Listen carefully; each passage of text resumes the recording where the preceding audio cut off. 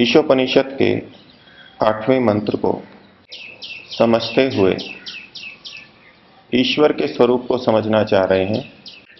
इस प्रसंग में हम अपाप विद्धम इस शब्द को समझ रहे थे। परमपिता परमात्मा ने अपना स्वरूप बताया कि वो अपाप विद्धम है, पाप से युक्त कभी नहीं होता। आपकी व्याख्या आपके सामने शास्त्र के अनुसार रखी कि जिससे आत्मा अपने को बचाना चाहता है वह पाप है,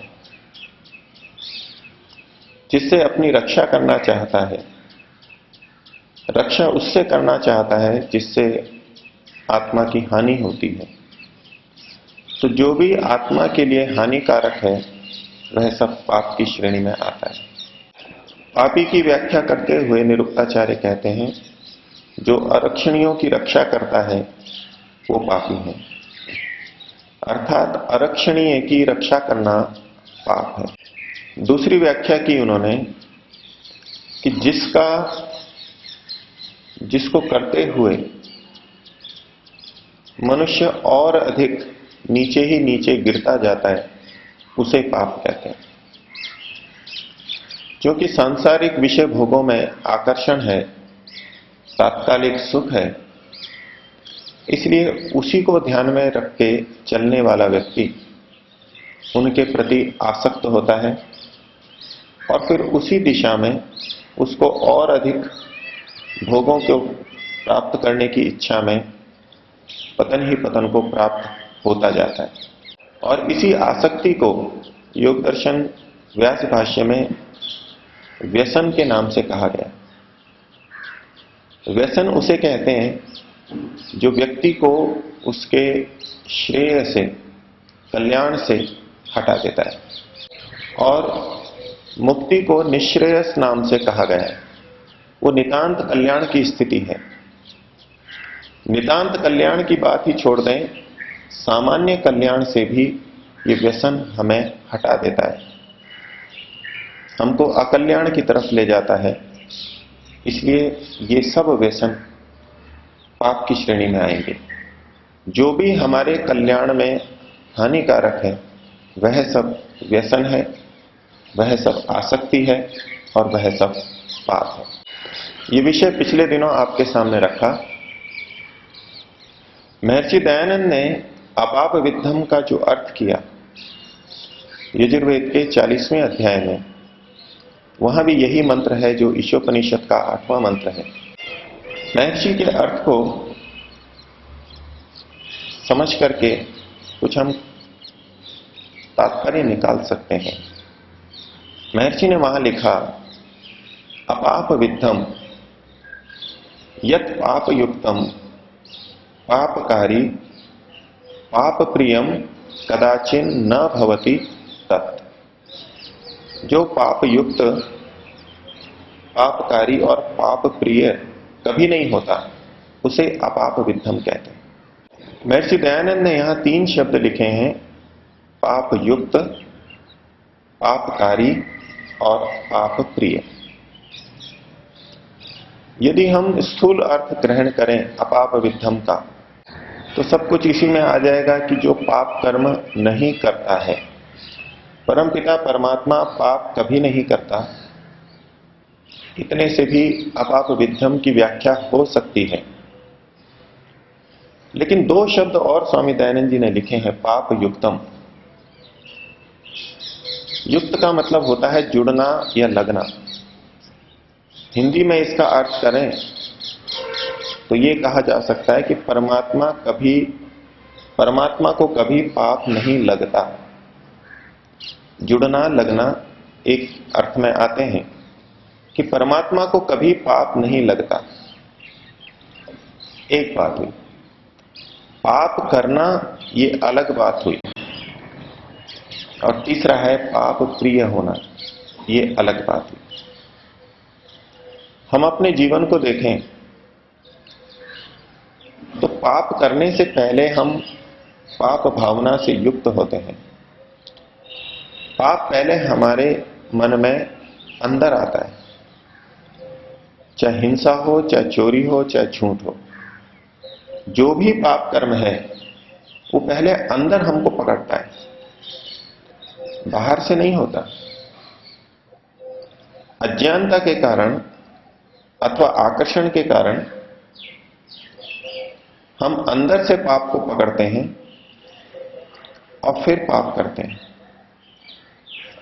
तो परमपिता परमात्मा पाप से युक्त ही नहीं होता, उसके अंदर पाप की भावना ही नहीं आती, पाप का विचार ही नहीं आता। तो पहले हम पाप से युक्त होते हैं और फिर पाप को करते हैं।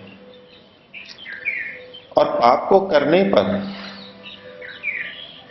हमारे अंदर प्रारंभ में ग्लानि होती है, हम अपने आप को दोषी भी मानते हैं। पाप करते हैं लेकिन फिर भी अपने को कहीं ना कहीं दोषी अनुभव करते हैं। ये प्रारंभिक व्यक्ति के लिए है जो शुरू शुरू में पाप करता है, लेकिन अगर वो पाप को करता जाए, बार बार करे, तो वो उस पाप को प्रिय समझने लगता है, वो पाप प्रिय हो जाता है। एक बच्चा जिसको बचपन से सिखाया गया है कि बीड़ी पीना ठीक नहीं है, बहुत गलत बात है, वो यदि पहली बार बीड़ी पी ले, उसको बहुत विचित्र लगेगा, बहुत खराब लगेगा। लेकिन अगर बार बार पीता रहे तो वो ही बीड़ी उसको प्रिय लगने लगती है। गलत कार्य करने वाला कुछ दिनों बाद में मानसिक तर्क वितर्क करके अपने उस पाप कर्म को भी उचित ठहराने लगता है, उसका औचित्य सिद्ध करता है और आदत पड़ने के बाद भी उसको प्रिय समझने लगता है। तो ये प्रक्रिया है, हम पहले पाप से युक्त होते हैं, फिर पाप को करते हैं और फिर उसी पाप को हम प्रिय समझने लगते हैं। इस दृष्टि से इस श्रृंखला को, इस क्रम को महर्षि समझाते हुए प्रतीत हो रहे हैं। तो परमात्मा न तो पाप से युक्त होता है, न पाप करता है और न पाप प्रिय होता है। यदि इस क्रम को हम हटा दें और अलग अलग ढंग से देखें तो भी इसके कुछ और निहितार्थ हमको प्रतीत होंगे। परमात्मा को पाप नहीं लगता। परमात्मा जो भी कुछ करता है उसकी असंख्य क्रियाएं हैं, अनंत काल से वो कर रहा है। और परमात्मा की क्रियाओं को देख करके मनुष्य परमात्मा पर बहुत से दोष भी लगाता है, परमात्मा पे आरोप लगाता है। हम कितना भी परमात्मा पे दोष लगा लें, परमात्मा को कुछ भी पाप नहीं लगता। दूसरे कितना भी आरोप लगाएं, परमात्मा को पाप नहीं लगता, वो पाप से युक्त नहीं होता। नास्तिक व्यक्ति कहते हैं, आस्तिकों से पूछते हैं कि यदि परमात्मा न्याय करता है, कर्मफल व्यवस्था करता है, तो इस संसार में इतनी चोरी जारी, इतनी हत्या, इतना छल कपट क्यों है? यदि परमात्मा होता तो इस सबको रोक देता। परमात्मा को आप न्यायकारी राजा की तरह देखते हैं, तो न्यायकारी राजा तो वही अच्छा कहलाता है जो समाज में चोरी ना होने दे, हिंसा ना होने दे, मिलावट ना होने दे। लेकिन परमात्मा तो ऐसा नहीं करता। और यदि परमात्मा है, सर्वशक्तिमान है, और फिर भी संसार में ये सारी गतिविधियां, ये सारा अधर्म, अत्याचार, अन्याय हो रहा है, शोषण हो रहा है, इसका मतलब है परमात्मा ही सबको करवा रहा है। तो परमात्मा ही पापी है और ऐसे परमात्मा को हम नहीं मानते। तो इस प्रकार से जो भी परमात्मा पे आरोप लगाए, परमात्मा कभी भी पाप से युक्त नहीं होता, उसको कोई पाप नहीं लगता। अर्थात यदि परमात्मा पाप रहित है तो दूसरा कोई कुछ भी कहे उसको पाप नहीं लगता। यही बात हमारे ऊपर भी लागू होती है। सिद्धांततः हम ये स्वीकार करते हैं कि जब हम ठीक हैं तो दुनिया कुछ भी कहती रहे। परमात्मा की दृष्टि में तो हम शुद्ध हैं, ठीक हैं, सत्य कर्म को करने वाले हैं। लेकिन व्यवहार के धरातल पर हम अपने मन को टटोलें कि अच्छा कार्य करते हुए यदि कोई हमारे पर आरोप लगाए तो क्या हम उसकी परवाह नहीं करते? हम अंदर ही अंदर उससे प्रभावित होते हैं। लेकिन लक्ष्य हमारा यही होना चाहिए कि हम उससे प्रभावित ना हो। हमारा सारा अच्छे और बुरे का मापदंड समाज के ऊपर केंद्रित होकर रह गया है। ये ठीक है, हमको समाज की भी चिंता करनी चाहिए, लेकिन समाज यदि ठीक रास्ते पे चल रहा हो, विवेकी हो और उसकी कोई आलोचना हो तो उस पर हमारे को ध्यान देना चाहिए, अवश्य ध्यान जाना चाहिए। कोई ऋषि, कोई विद्वान, कोई योगी हमारी आलोचना करता है तो हमको उस पर निश्चित रूप से ध्यान देना चाहिए। लेकिन सामान्य व्यक्ति जिसका विवेक का स्तर नहीं है, जो आचरण में बड़ा निकृष्ट है, स्वयं आचरण ठीक नहीं कर पा रहा है, जिसको समझ ही नहीं है कि ठीक क्या है, गलत क्या है, उसकी आलोचना का हम पर क्यों प्रभाव पड़े? आदर्श स्थिति तो यही है, लेकिन हम उससे प्रभावित होते हैं। परमपिता परमात्मा पाप युक्त नहीं होता, उसको कुछ पाप नहीं लगता। हमारे कहने से उसको कुछ भी पाप नहीं लगता। एक घटना सुनी जाती है कि एक सदाचारी व्यक्ति था, उसके ऊपर कुछ झूठे आरोप लग गए और उस समय की परंपरा के अनुसार उसको चौराहे पर ला करके पत्थर मारे जाने लगे। गांव के, मोहल्ले के लोग उसको पत्थर मार रहे थे। लेकिन वो सदाचारी व्यक्ति अपने आप में संतुष्ट था कि मैंने कोई गलत कार्य नहीं किया, ईश्वर की दृष्टि में मैं पूरा पवित्र हूं। ये नादान लोग हैं, उनको पता नहीं है। कुछ देर बाद में उस भीड़ में स्थित एक व्यक्ति ने, जो कि अभी तक पत्थर नहीं मार रहा था, वो भी समझदार व्यक्ति था, विद्वान था, सदाचारी था, और उसको पता था कि जिसको पत्थर मार रहे हैं ये दोषी नहीं है, ये सदाचारी है। उसके मन में विचार आया कि यदि मैं पत्थर नहीं मारूंगा तो ये दूसरे लोग क्या सोचेंगे, मेरे को भी इसका साथी समझ सकते हैं, मेरे को भी बुरा समझ सकते हैं। तो विचार आया कि मेरे को भी पत्थर मारना चाहिए, भीड़ का साथ देना चाहिए। समाज से प्रभावित हो रहा था, लेकिन अंतर्मन कहता था कि व्यक्ति तो शुद्ध है, ये इसको पत्थर मारना पाप है।